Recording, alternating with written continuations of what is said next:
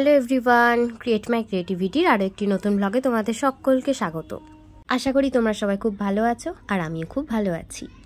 এখন বাজে 8:30 আর আমি রেডি হচ্ছি কলেজের জন্য। আমাদের কলেজ তো 9টা থেকে শুরু, তাই ঝটফট রেডি হয়ে কলেজ যাব। আর রেডি হয়ে যেই বেরাতে যাব সেই দেখছি জানলা দিয়ে একটা কেন্ন ঢুকছে। আর এই বর্ষাকাল পরে এত কেন্নর উৎপাত, শুধু হচ্ছে পাশে জানলা, সেই জানলা দিয়ে খালি কেন্ন ঢুকছে আর আমার বিছানাতে হচ্ছে এদিক ওদিক করছে। তো এরপর বেরিয়ে পড়লাম কলেজের উদ্দেশ্যে। আজকে হচ্ছে কলেজে ফাউন্ডেশন ডে, তাই 2টো ক্লাস হবে, তারপর টিফিনের পর থেকে হচ্ছে একটা ছোট্টখাটো অনুষ্ঠান হবে।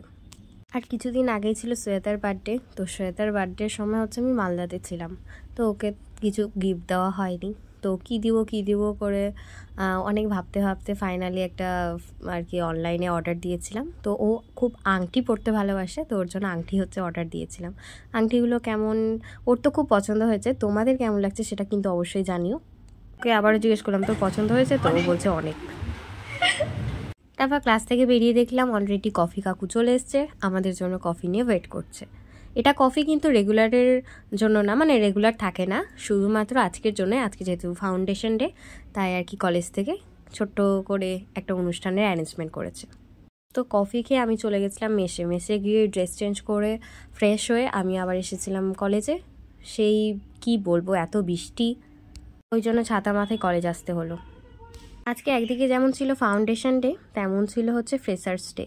আজকের দিনেই গত বছর হচ্ছে আমাদেরও কলেজে প্রথম দিন ছিল, প্রথম সব কিছু, প্রথম কলেজ, প্রথম নতুন জায়গা, সব কিছুই নতুন ছিল। তো দেখতে দেখতে একটা বছর কাটিয়ে ফেললাম, আর মাত্র 2 বছর।